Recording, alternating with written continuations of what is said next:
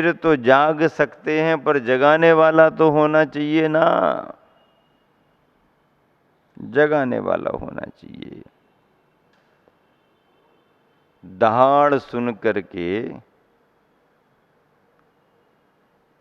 वह जो गधा हुआ था, गधा बना हुआ शेर का बच्चा था, उसके अंदर शेरत्व जाग गया।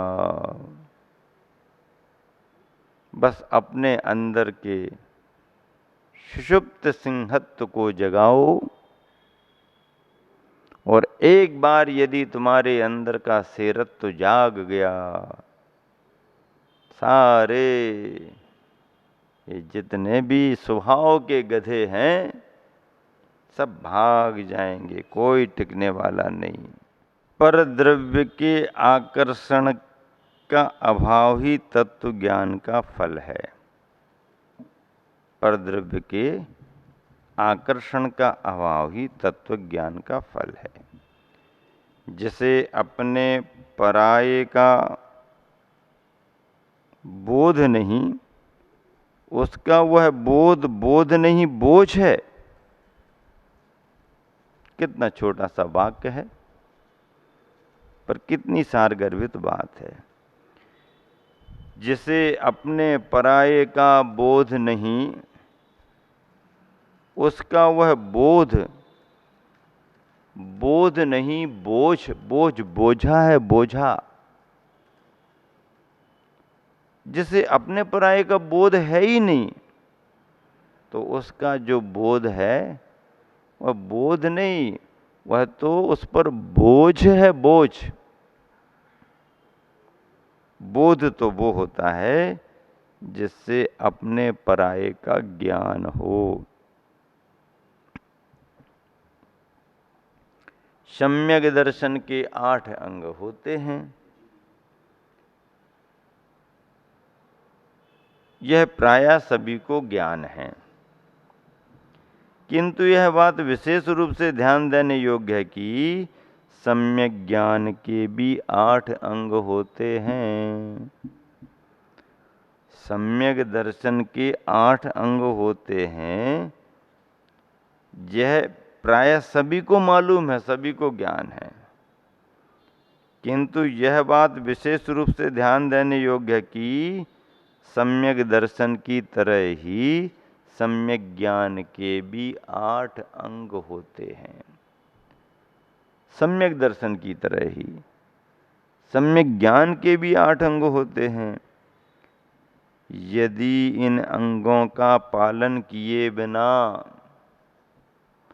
यानी सम्यक ज्ञान के 8 अंगों का पालन किए बिना कोई स्वाध्याय, तत्व चर्चा या उपदेश करता है, यानी सम्यक दर्शन के 8 अंगों का पालन किए बिना कोई स्वाध्याय, तत्व चर्चा या उपदेश करता है, तो अब आप ही समझिए कि उसके पास कौन सा ज्ञान है।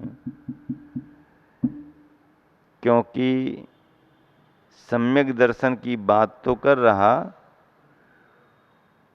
सम्यक ज्ञान की बात तो कर रहा, पर उसके अंग ही उसके पास नहीं है। और यदि अंग नहीं है तो उन अंगों के आश्रय से रहने वाला अंगी आत्मा का वह भाव कैसे रह सकेगा। क्षमताओं के विकास के लिए शिक्षण प्रशिक्षण की आवश्यकता होती है। किसके विकास के लिए? क्षमताओं के विकास के लिए शिक्षण प्रशिक्षण की आवश्यकता होती है, किंतु जिन्हें स्वयमेव ज्ञान प्राप्त हो जाता है, किंतु जिन्हें स्वयमेव ज्ञान प्राप्त हो जाता है, उन्हें शिक्षण की आवश्यकता नहीं होती। पर शिक्षण की जरूरत नहीं, शिक्षण की आवश्यकता उन्हें नहीं। जिसका ज्ञान पंचेंद्रिय विषयों से प्रभावित है, वह व्यक्ति मन के माध्यम से विकास के स्थान पर अपनी आत्मा को विनाश की ओर ले जा रहा है। जिसका ज्ञान पंचेंद्रिय विषयों से प्रभावित है। ज्ञान तो वही सम्यक ज्ञान माना गया, ज्ञान तो वही सही ज्ञान माना गया जो विषयों से हमारे लिए विरक्त करे, विषयों से हटाए बचाए। इसलिए गुरुवर कह रहे कि जिसका ज्ञान पंचेंद्रिय विषयों से प्रभावित है, वह व्यक्ति मन के माध्यम से विकास के स्थान पर अपनी आत्मा को विनाश की ओर ले जा रहा है।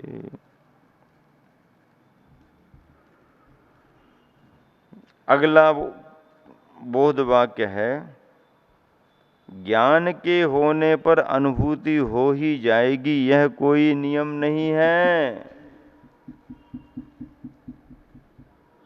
क्या कह रहे? सुनो, ज्ञान के होने पर अनुभूति हो ही जाएगी, यह कोई नियम नहीं है, किंतु अनुभूति का संबंध चारित्र से है।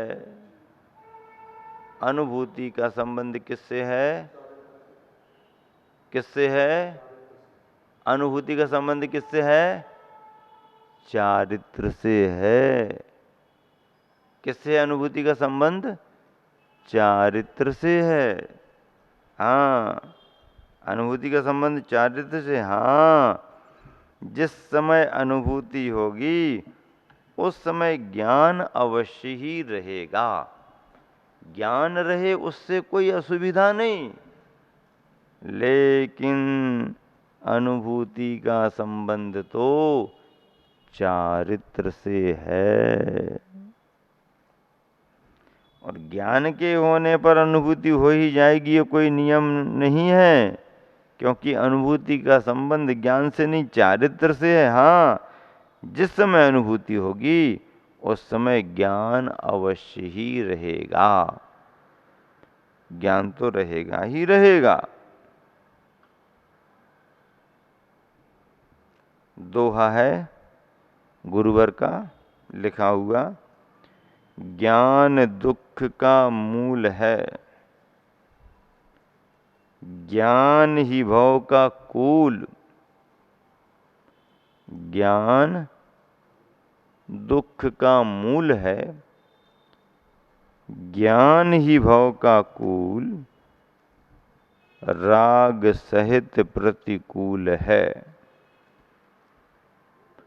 राग सहित प्रतिकूल है, राग रहित अनुकूल। राग रहित अनुकूल। ज्ञान दुख का मूल है, ज्ञान ही भव का कूल। ज्ञान को ही दुख का मूल कारण बता दिया और ज्ञान को ही भव का, संसार का कूल किनारा बता दिया। बस ये कह दिया कि राग सहित यदि ज्ञान है तो प्रतिकूल है, और राग से रहित यदि ज्ञान है तो ज्ञान अनुकूल है।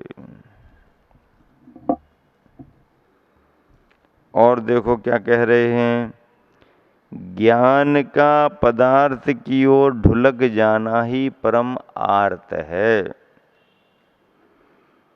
ज्ञान का पदार्थ की ओर ढुलक जाना ही, ज्ञान का पदार्थ की ओर ढुलक जाना ही परम आर्त है, पीड़ा है, दुख है। कैसे? क्योंकि ज्ञान पदार्थ की ओर जा रहा है। हमारा ज्ञान यदि पदार्थ की ओर जा रहा है तो वहां पर पीड़ा दुख मानना ही पड़ेगा।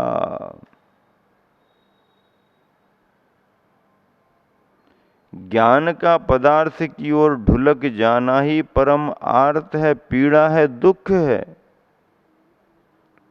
और पदार्थ का ज्ञान में झलक आना ही परमार्थ है।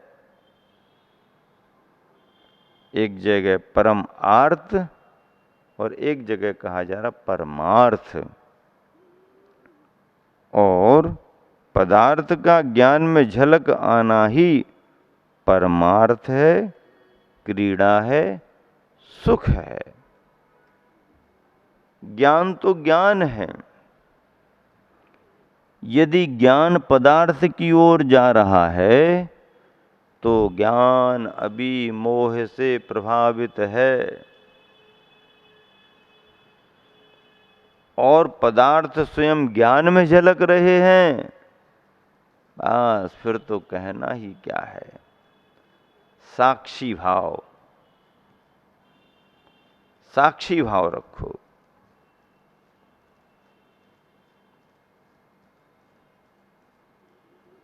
बहुत बढ़िया बात कही गई। साक्षी भाव रखना बहुत बड़ी बात है। मूक माटी में ऐसा भाव आया है, गुरुवर ने लिखा है। क्या भाव आया है वहां पर? ज्यों का त्यों ज्ञान का पदार्थ की ओर ढुलक जाना ही परम आर्त है, पीड़ा है, दुख है। ज्ञान पदार्थ की ओर जा रहा है। जो पर पदार्थ की ओर जाता है वो मोह से प्रभावित होता है। ऐसा छद्मस्तों का ज्ञान मोह से प्रभावित होता है। इसीलिए कहा गया ज्ञान का पदार्थ की ओर ढुलक जाना ही परम आर्थ है, पीड़ा है, दुख है। और पदार्थ का ज्ञान में झलक आना ही, और पदार्थ का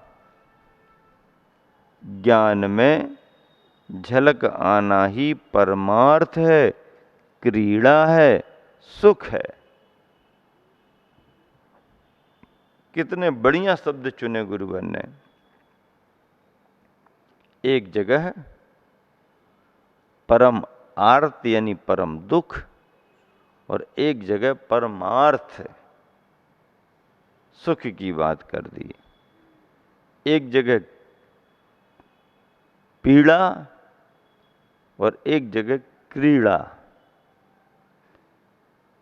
एक जगह दुख और एक जगह सुख। स्थिति क्या ज्ञान की? ज्ञान का पदार्थ की ओर ढुलक जाना, मोह से प्रभावित ज्ञान पर पदार्थों की ओर गति करता है। और स्वभाव से प्रेरित ज्ञान आत्मा की ओर गति करता है, निज की ओर गति करता है।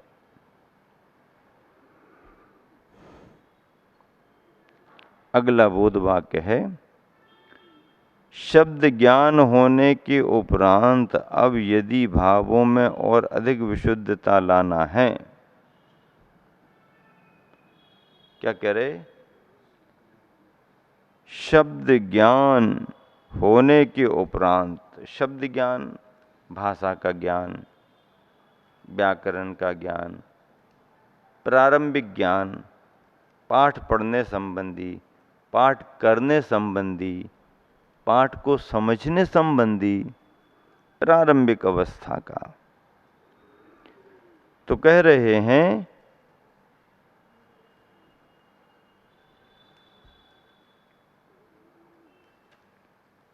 शब्द ज्ञान होने के उपरांत अब यदि भावों में और अधिक विशुद्धता लाना है। शब्द ज्ञान होने के उपरांत अब यदि भावों में और अधिक विशुद्धता लाना है तो भाव ज्ञान की ओर बढ़ना चाहिए।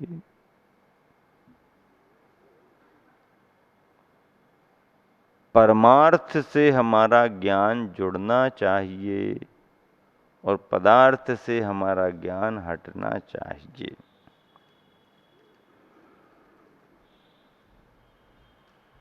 ज्ञान तो ज्ञान ही है, मोह से प्रभावित अवस्था में रहेगा तो परम आर्त पीड़ा दुख रहेगा। और वही ज्ञान जब परमार्थ से जुड़ेगा तो परमार्थ से जुड़ा हुआ ज्ञान परमार्थ है, क्रीड़ा है, सुख है। तीनों बातों पर जोर दिया गया। अब और क्या कहा जा रहा? शब्द सो बोध नहीं। मूक माटी में ऐसा विषय आया है, शब्द सो बोध नहीं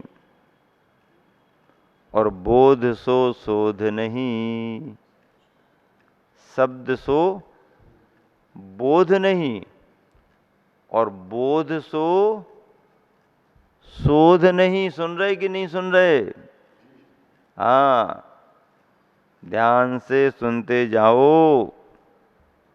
स्वाध्याय के प्रसंग चल रहे हैं, शास्त्रों की बातें छन छन करके सामने आ रही हैं। आप सब सोच रहे हो बड़ी उमस हो रही है, सुनने वालों को भी पसीना आ रहा और उमस से सुनाने वाले को भी पसीना आ रहा। अब देख रहे कि नहीं देख रहे? हाँ, टपक रही हैं बूंदें। ये सहज नहीं है, ये मेहनत की बूंदें हैं भैया, मेहनत की बूंदें। अब मौसम ही ऐसा हो रहा तो हम क्या करें बताओ? बादल छा रहे हैं, हवा बंद है, सड़क तप रही है और पानी पहले तो आ गया। अब आ गया तो आ गया, अब उतने ही पानी से काम थोड़ी होता, उतने में ठंडक थोड़ी आती। बादल आ रहे हैं, आश्वासन मिल रहा है और कहीं के कहीं चले जा रहे।